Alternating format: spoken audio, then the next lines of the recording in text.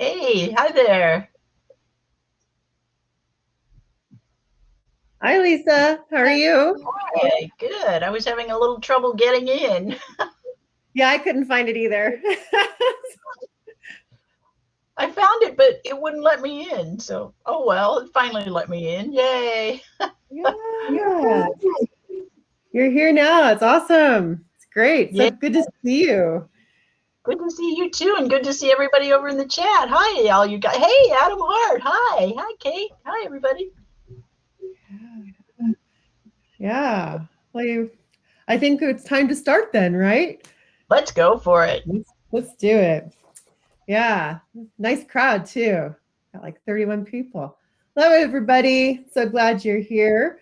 We're here to listen to Lisa Morton read today. Lisa Morton is a screenwriter, the author of nonfiction books, and prose writer whose work was described by the American Library Association's Reader's Advisory Guide to Horror as consistently dark, unsettling, and frightening. She is a six-time winner of the Bram Stoker Award, the author of 4 novels and over 150 short stories, and a world-class Halloween expert. Her recent releases include Weird Women, classic supernatural fiction from groundbreaking female writers, 1852 to 1923, co-edited with Leslie S. Klinger, and Calling the Spirits, A History of Seances. Her latest short stories appeared in Best American Mystery Stories 2020, Final Cuts, New Tales of Hollywood Horror and Other Spectacles, and In League with Sherlock Holmes. Released this week is the collection Night Terrors and Other Tales. Very exciting. A former president of the Horror Writers Association, Lisa lives in Los Angeles, and online at www.lisamorton.com. Welcome, Lisa. We're so happy to have you here today. Oh, and thanks for agreeing to help me out with this, Karina. I'm really happy to have you be my moderator. And what I am planning today is I'm going to read you the title story from the collection that just came out this week. It is the one new story in the book. The rest are reprints. It's sort of my greatest hits collection. Then after that, we're going to do a Q&A and a giveaway. I have 5 signed copies of this that I will be giving away. I'm going to ask a trivia question, and the first 5 people who can type the answer into the chat, I will grab your shipping address in a DM, and you will get a free signed copy of the collection. So the only thing I am going to preface reading this story with is that this story, the title story for this, actually was written in mid-2019. And it's funny that when I reread it the other day in preparation for this reading, it kind of freaked me out a little bit. And I think you will see why when I get into reading this. So without further ado, I'm going to read you Night Terrors. The person I love more than anyone in the world screamed in her sleep last night. Soon it spread. The panic of waking up, heart hammering, disoriented, sleep shattered, the scream still echoing through the bedroom. That was how it started, at least for me. It had been Landra. It wasn't a long scream, and it was finished by the time I was sitting up trying to see in the dark bedroom. Kyla? I whispered. She didn't respond. I listened, heard her breathing, measured, calm, like nothing had happened. I fell back into my pillow, willing my heart to slow down and then turning to look at the glowing red numbers of the clock on my nightstand. 3:24, the middle of the night, the time when neighborhoods are at their darkest and most silent, when even the insects have gone quiet. What the fuck did she dream of? I lay awake in the bed beside her, too unable to join Kylander in that place that had terrified her. At some point before dawn, but left me only an hour before we had to start preparing to face the day. Kyla got out of bed first, was riffling through her closet as I raised one heavy eyelid to peer at her. Morning, she said, clutching her day's clothing on her way to the bathroom. How'd you sleep? When I didn't answer, too stunned, she paused in concern. Hey, everything okay? Well, how did you sleep? She looked at me puzzled, like a baby. Why? Because you screamed. What do you mean, while I was asleep? When I nodded, she said, You're kidding. I'm not. I struggled to sit up, still half dead from the interrupted rest. About 3. It scared the shit out of me. Her gorgeous face creased in perplexity. It's really weird. I don't remember anything. Sorry. She moved off to shower. I knew I should get up too, that we both had jobs waiting, that delaying would guarantee even worse commuter traffic, but I wanted to think for another minute. Nothing like this had happened before, at least not in the 3 months that Kylandra and I had been together. We'd fallen so hard and so fast, taken the next big step of living together so impulsively that we were still in that discovery phase. Kylandra found out that I had a secret passion for cozy mysteries and that I was a control freak when it came to washing dishes, and I learned that Kylandra had a brother she hadn't spoken to in 10 years and a habit of leaving her shoes all around the house. 2 years ago, after she'd broken a wrist in a car accident, she'd gotten briefly addicted to post-surgery opioids, but she'd kicked the habit. She'd heard all about how my father hadn't spoken to me since I had come out to him. The last thing he said to me was a promise to, quote unquote, vote all those libtards out of office. I heard about the wealthy woman who'd come into Kyla's shop for a latte one day and had told her that it was wonderful to see a woman of color doing so well with a small business. But was there something else, something Kylandra hadn't told me that troubled her enough to make her scream in the night? Kyla, I asked, having pulled myself out of bed to lounge just outside the bathroom. She opened the door. Yeah? For a second, as I looked at her standing there in her long t-shirt and her legs shining darkly, her hair uncombed and cascading in wild ebony waves, I just wanted to drink the sight of her in, to love her natural grace, even while it made me feel like a clumsy beast with my short fingers and wide hips.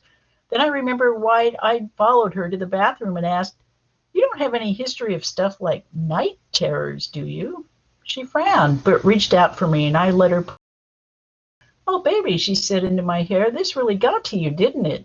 Pushing her away, she looked me in the eyes, said, "No, I really don't. I've never heard anyone say anything like that about me, and I'm sure it'll never happen again, okay?" That was good enough for me. But it did happen again, a week later. This time the scream was longer, moving from guttural wail to shriek. We'd had a tense day. We hadn't argued exactly, but I'd told Kylandra about Jeff, who worked in a cubicle on the other side of my office and was a climate change denier. He chalked up our abnormal storms and temperatures to nature's cycles. Kyla thought I should go to HR, or at least confront the idiot. Kyla's passions were one of the reasons I loved her, but I didn't see what HR could do or what difference telling him off would make. "He needs to hear that he's wrong," Kyla said.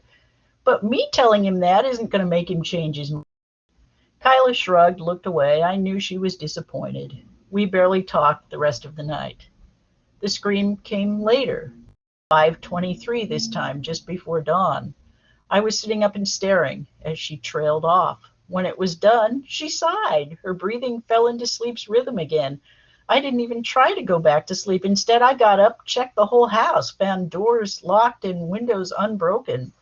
After that, I made coffee, perused arguments and inane comments on social media.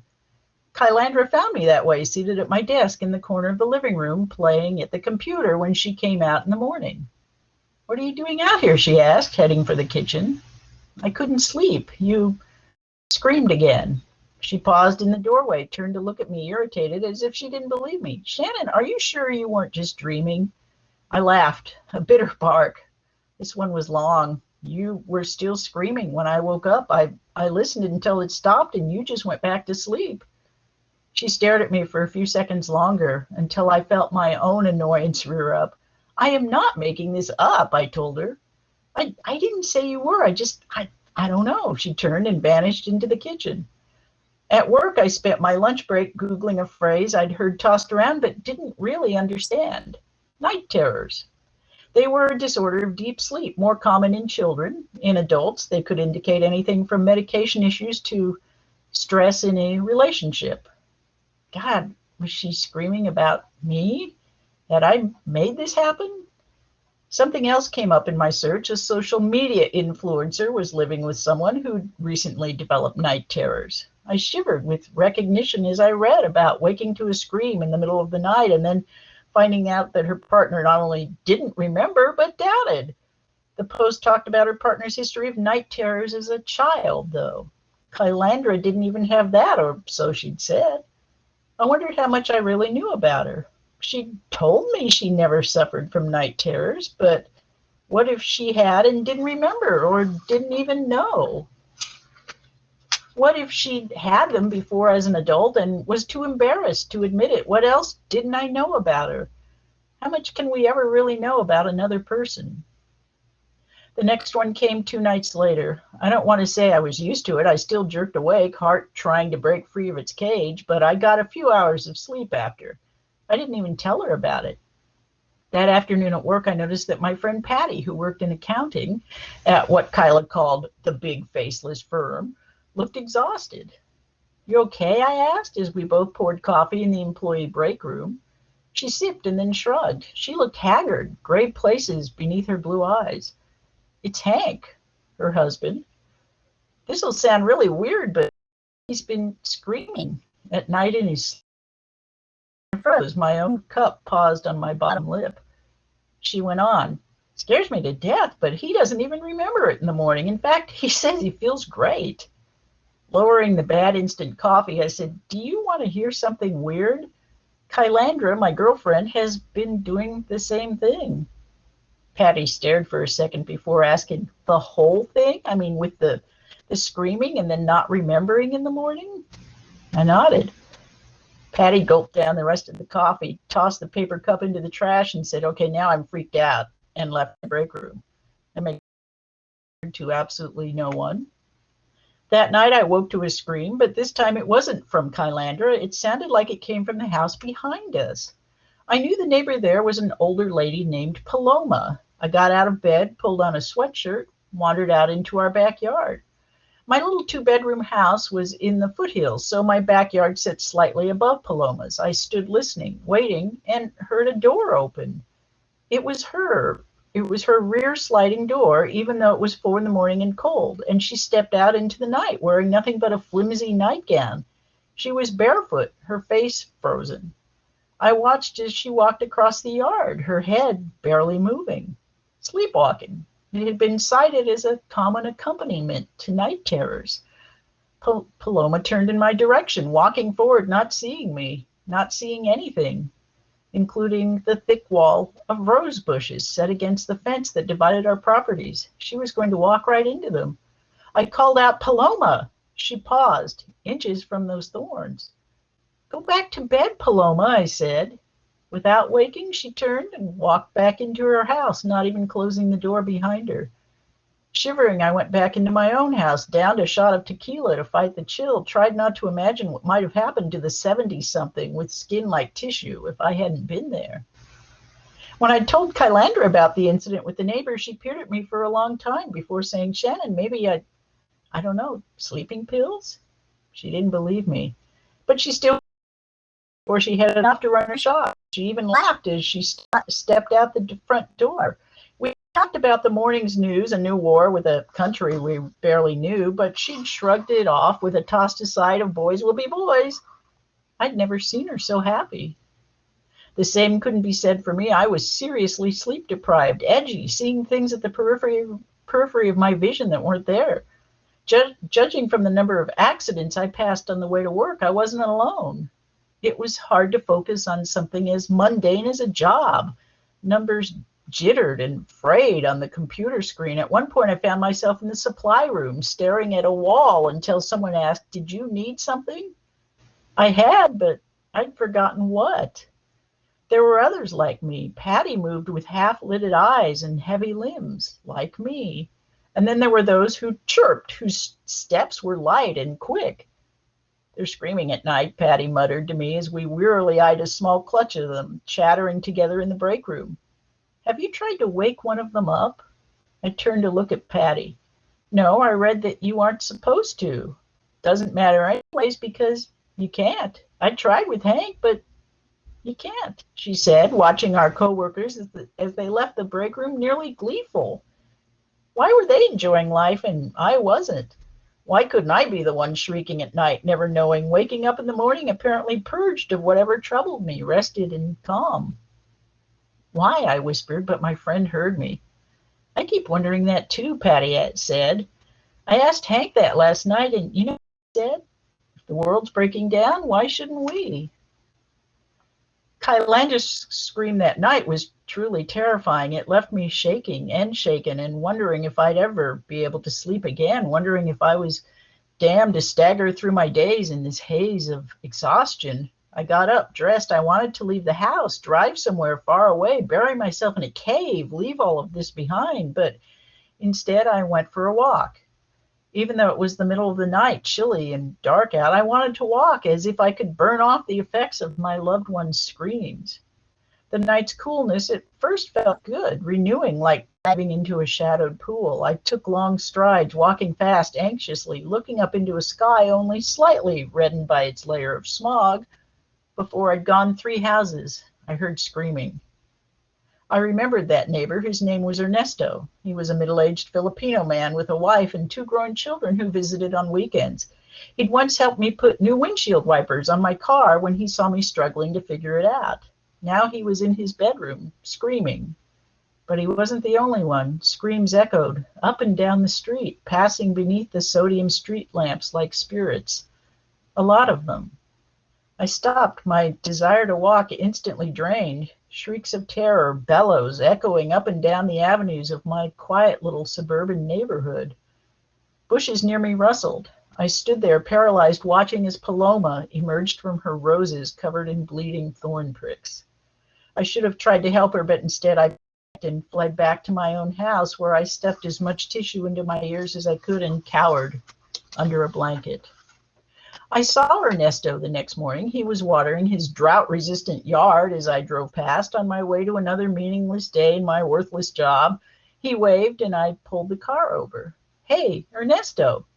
He grinned, his entire face lighting up as he stood there spraying water onto his aloes.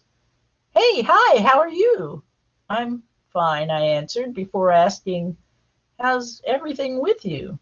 "Never been better. They just laid me off from my job, but it's great, because I'll be able to really get this yard into shape now." He laughed. Something about it seemed hollow. When he gazed at me fixedly, his eyes looked dead.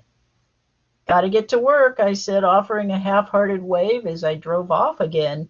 I glanced in the rearview mirror, saw him waving exaggeratedly as he sprayed water all over his legs. "Want to hear something funny?" Patty said to me at work during our morning break. "Hank said I screamed in my sleep last night." She laughed, delighted. I didn't. I saw the first headline 3 days later: "Mysterious sleep virus reaches epidemic status." The online article went on to talk. And doctors were reporting a massive rise in night terrors. Sales of sleeping pills had gone through the roof, but they were bought by the spouses, partners, roommates of those who'd been hit by this mysterious disease. The screamers, those who manifested night terrors, didn't need any aid. They weren't suffering tiredness or fatigue. In fact, they said they'd never felt so good. I didn't even read all of the article. I couldn't. I'd lost the ability to concentrate on anything longer than a few seconds, a few words. But that was only the first headline. It escalated from there. Soon it seemed as if those not shrieking ones, they were at least the ones endangering everyone else. There were stories from Europe, Asia, South America. It was happening everywhere. There were studies, theories, suggested treatments. One was about enzymes and hormones. Another suggested a drug normally used as an antipsychotic. The only one that made sense to me came from a noted psychologist, a man who had written best-selling self-improvement books. He suggested that the epidemic was a mass response to the stresses of our failing way of life. Sufferers, he theorized, were not suffering during their waking hours because they'd worked it all out in their sleep. Those who weren't affected simply had a different brain chemistry. Or the virus, if that's what it was, worked slower on some than others. Skeptics called that pseudoscience. Other doctors said it was downright irresponsible. Pharmaceutical companies hesitantly agreed and offered up new drugs as solutions. I thought his husband said it best. If the world's breaking down, why shouldn't we? Meanwhile, I spent every night listening to the woman I loved screaming in her sleep. Every night. Kylandra should have been my wife. In another place, another time, we'd have been married by now. Ernesto and our neighbors would have danced with us at our reception, joked with us about settling down and having kids. Then again, they were all screaming too. I ached to join them. I wanted to be like the rest, hiding the parts of me that worried, the parts that knew that everything was not going to be just fine. Down in the deep, dark places where they festered and simmered until they exploded every night. I wanted to be able to walk through a day without hallucinating, without feeling like I bore invisible lead weights. At work, Patty sauntered by my cubicle, said she was worried about me. Then she spilled her coffee, giggled, nearly skipped back to her desk. Even Jeff smiled all the time as he told me about a secret cabal of lizard people controlling politics, or the ring of child molesters operating out of a fast food restaurant near the White House. He looked giddy. Behind his glasses, his eyes were glassy. Maybe, I thought, as I sat at home one evening watching Kylandra sing to herself while she folded her laundry, it's all for the best. After all, she seems so happy. But we hadn't really been together in months, not since all this started. Sure, we still talked and watched movies together, ate together, but nothing else. We never talked about marriage anymore. In fact, we didn't talk about much of anything. I'd ask her about something I'd read in the news, about a new political scandal, a revised report on climate change is shooting back east. She'd tell me to lighten up. I didn't know this woman at all. Things changed for me not long after that. There was a terrible accident on my drive home from work one day. They tell me I caused it. I don't remember. I wound up in the hospital with a long recovery time in front of me.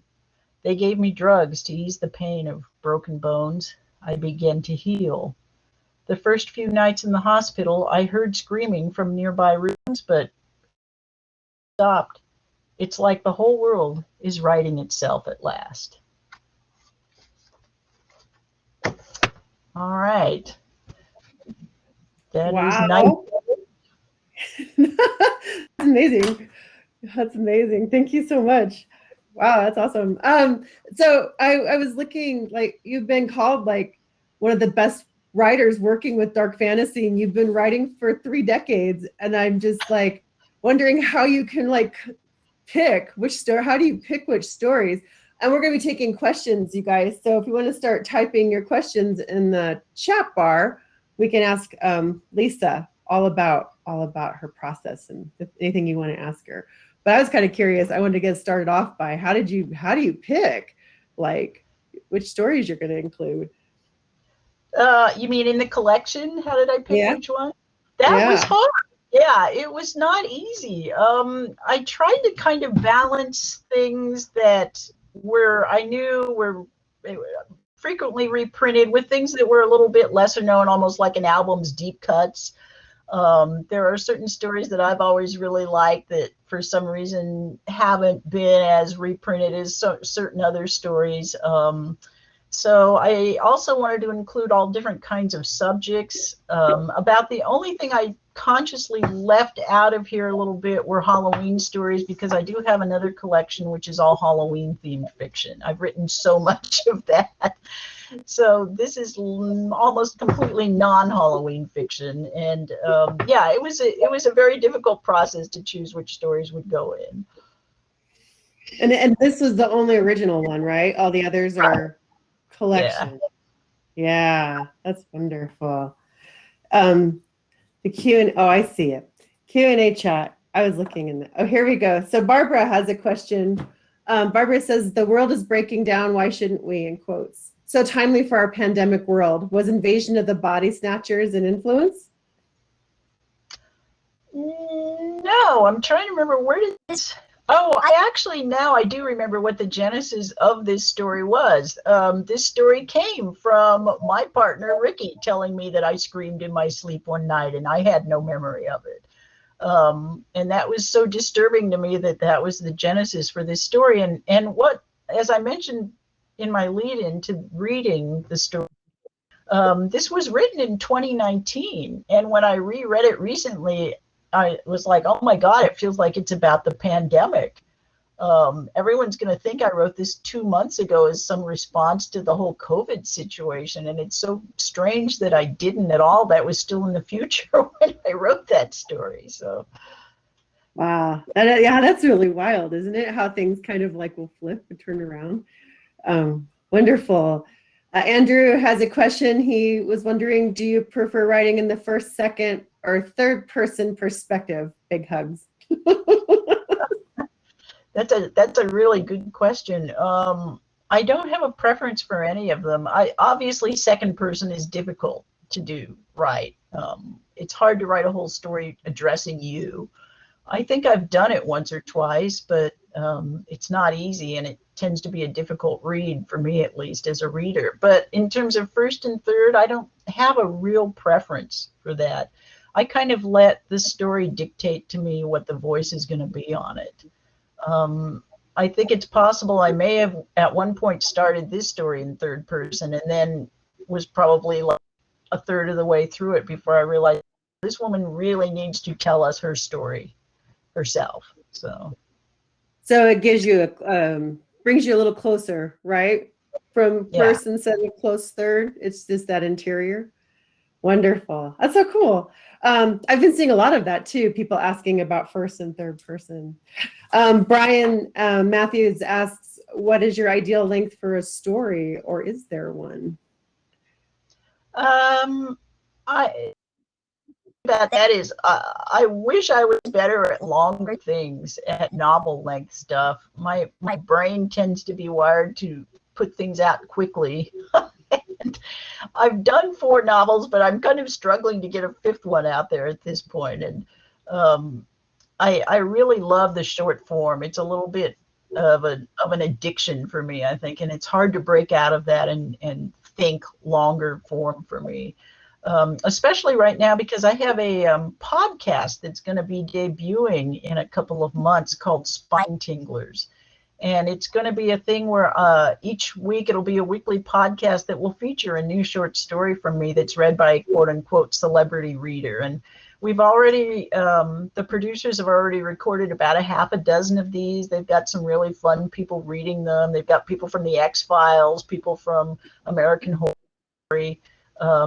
And with those, I'm writing stories that are around 1,000 to 1,500 words usually. So those are really short and punchy, which works great, I think, for an audio format. So we'll see. It'll be really fun when that comes out. It'll be called Spine Tinglers. Is that the one? I just put it in the chat. It's the one on Apple Podcast Preview. Yeah, they previewed the first episode. Yeah. Right. So that link is in the chat, you guys, if you're looking. Great. Thanks, Karina. Yeah. Amy says, do you listen to music while you write, or is silence golden? A little bit of each, actually. It kind of depends on my mood or the mood of what I'm writing. I love to put on, sometimes I'll put on like electronica. I love this sort of chill lounge stuff. SomaFM.com, and I will put on all the time and listen to the Groove Salad station. But quite often I'll just also stay completely silent and work away. So wonderful. Yeah, I love silence. Linda Edison, for novels, do you outline first? I was going to ask that too. If you do, how do you how close to outline have you found the final work to be? So do you outline first? You do, yeah. I don't outline short stories at all. But yeah, I have to outline novels, and I do a moderately detailed outline. I do a chapter by chapter breakdown, and then I can vary. It can actually start to swing away from those outlines, and at some point you have to like go back in and go, oh my God, I really need to get to this particular point, so I better fix this outline a little bit more. And I do find myself revising the outlines as I go. Oh, so they're malleable. They change. They are. Wonderful. And Alice, when you're writing a nonfiction book, by the way, the outlines are something that is required by the publisher usually. And at that point, you cannot deviate. you end up just kind of occasionally biting the bullet and going, no, no, no, this is what they want. I have to stick to this. And that happened a lot with my last nonfiction book, which was Calling the Spirits a History of Seances, which went off in some really strange directions as I was researching it and working through it. But I managed to kind of steer everything into the outline, and obviously they were happy with the book, so it all worked. Oh, yeah, that's awesome. Allison asks, you've written so much. Have you ever had a horror story you wrote surprise you or teach you something about yourself? I think they surprise me when I go back and reread them. When I am writing them, they don't, I kind of get so into the story that I'm not like thinking, oh, that surprised me. I'm just putting it out. But it's like this story. When I reread this after 2 years away from it, it surprised me a lot. Like I said, I didn't remember it being so pandemic related, and the certain things in there, like the one psychologist who's kind of going, oh, I think it's a good and it's a reset and blah blah blah. I was like, oh my god, that I was saying that 2 years ago is kind of freaky. So yeah, sometimes because I have a weird thing of, I don't remember my stuff well once it's written.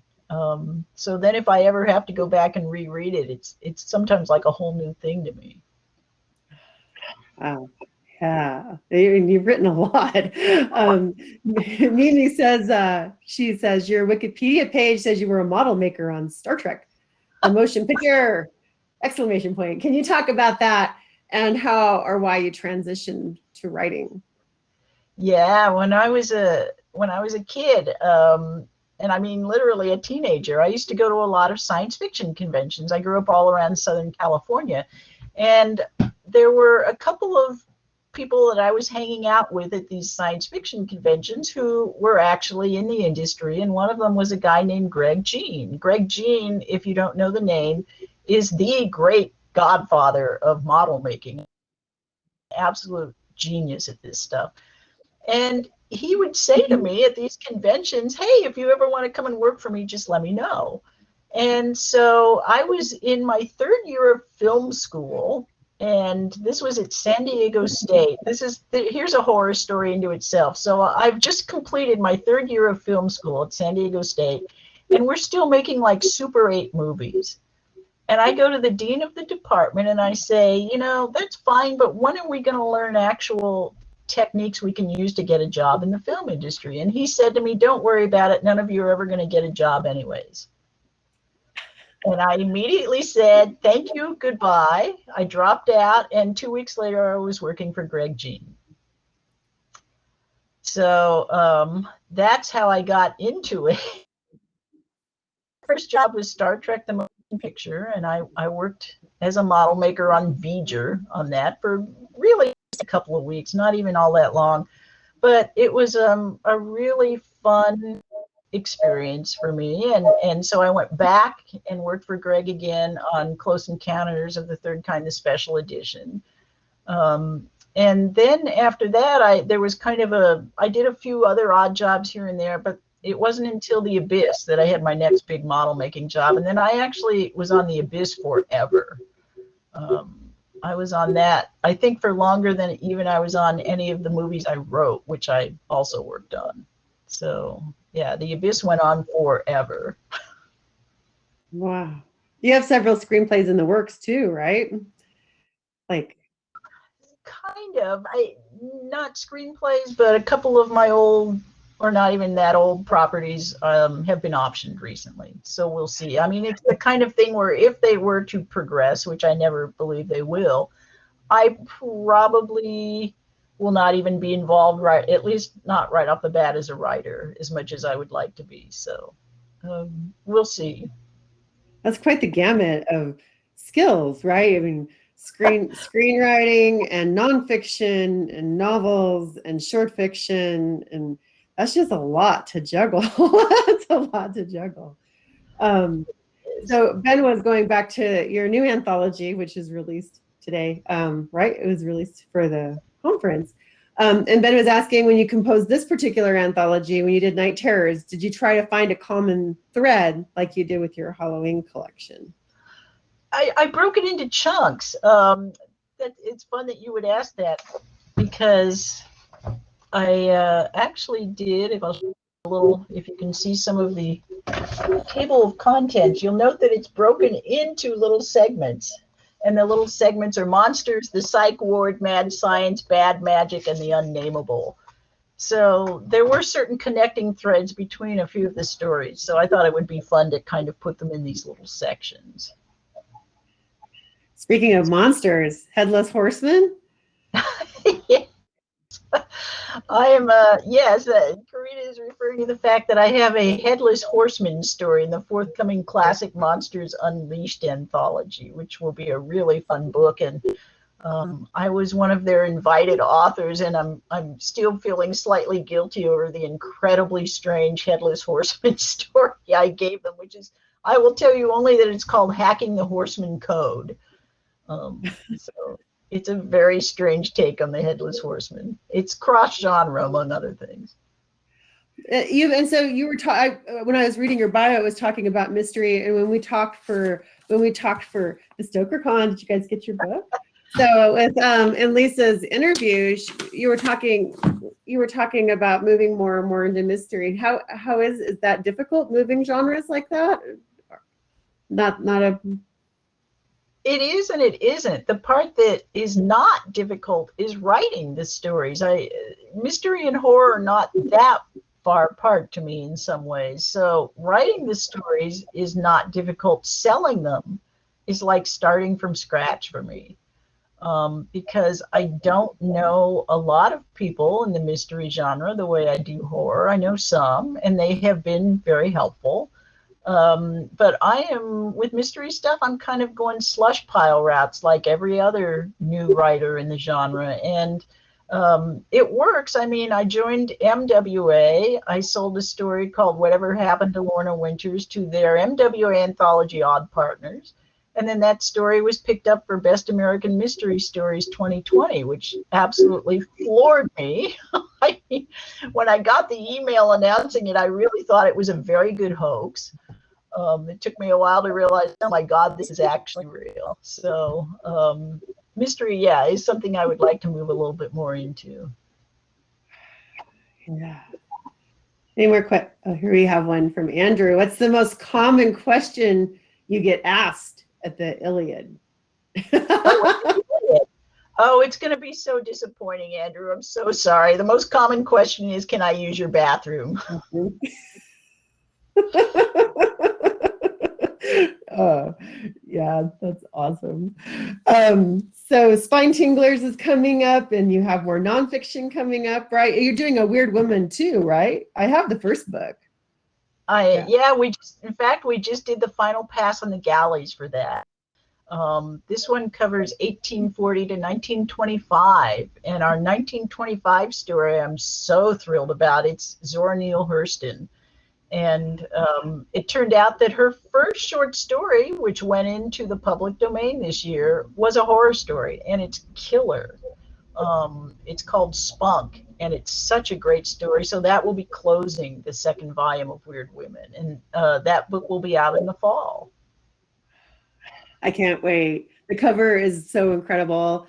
And Zora Neale Hurston is insane. Oh, that's wonderful. That's so exciting. Yeah, it's really exciting. And then you have two other, are you allowed to talk about those? The other two nonfiction pieces that you sold, your new nonfiction books that are coming out? Not books, but shorter pieces. I have a couple coming out, and I think it's okay for me to talk about those. I will have they'll both be in October, which is actually weird because neither one of them is about Halloween, but Nightmare Magazine, I will have the H word column with a when the final girl grows up. And then September, October, big double issue Morton magazine, I will have an article on my beloved Mexican Gothic 1957 to 1962. And the article specifically examines feminism in these movies, which not very many people know about these incredible movies. And the female characters in them are amazing. So I'm really happy to get that out there too. Oh, that's wonderful. Does anybody have any other questions? Kirsten, yeah, it's going to be awesome. Yeah. Well, I'm going to ask the trivia question now, which is, so the first 5 people to answer this, like I said, I will DM you and get your shipping address. The question is, what is the title of my Bram Stoker award-winning first novel? So the first 5 people to answer that, I'm going to ship you a signed copy of this little guy. Oh, Jim Chambers. So, I need the Jeopardy. Do, do, do, do, right?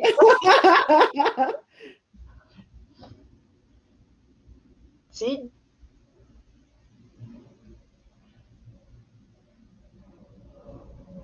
Yeah, all right. Answers are coming in. I feel like I should be doing like something to try and throw everybody off at this point. Corey Niles, Brett Smith.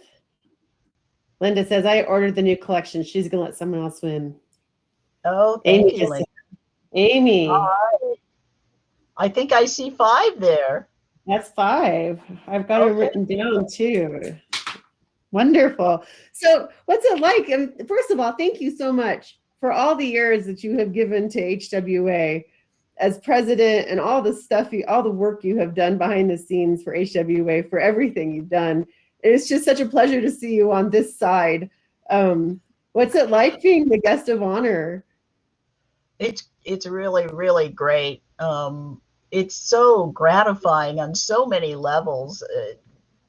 For one thing, it's nice because I was one of the people who originally created this convention. And it's hard to believe it was only 5 years ago. It feels like it was 10 or 20 or something, but 2016 was the first StokerCon. And to see how far it has come in just 5 years is wonderful. And to be a guide is wonderful. Also to be recognized. I used to worry a lot, truthfully. I will confess something here, that when I was HWA's president, which I was for 5 years, I worried a lot about that overshadowing my writing stuff. So it's really nice to be able to be a guest here and talk about the writing stuff. So that is tremendously gratifying. Well, thank you so very much. Thank you. Thank you for everything. Yes. And I think that we're out of time. I think, yeah, we have 2 minutes. Anybody have anything else you want to ask? Double check. Well, I think it's wonderful. And thank you for paving the way for so many women. And thank you for everything you've done for diversity in the genre. I met you in 2017. I won the scholarship, and HWA changed my life, and you changed my life. And it's just really wonderful. It's just really incredible to be here with you. And yeah, thank you for everything you do, Lisa. Thank you for everything. Thank you so much. I mean, that was the reason I did it for 5 years. It was so worth it to see all the new writers who were coming into the genre and the organization, and who were benefiting from all the hard work. And that just made it all worth it. I mean, there were certainly plenty of moments when you'd think, what am I doing? And I'm giving away parts of my career, and people hate me or whatever, and then you hear something like what you just said, and it's like, no, it was totally worth it. So, well, thank you very much. And so everybody, keep an eye. Lisa's around. She's on a panel coming up here in just 15 minutes, I think, right? So I'm going to let her go. We're going to let her go. And get a copy of Night Terrors, and keep an eye out for Spine Tinglers. And then James, Ben, Corey, Brett, and Amy, look for an email for our text from Lisa. So thank you, everybody. Have a good conference. I'll see you around. Thanks. See you around. Bye-bye. Bye. And thank you, Karina. You're welcome. I'll text you those names too, just in case. Okay, great. Thanks. Bye, everybody. Should I close it? All right, we're good. Okay.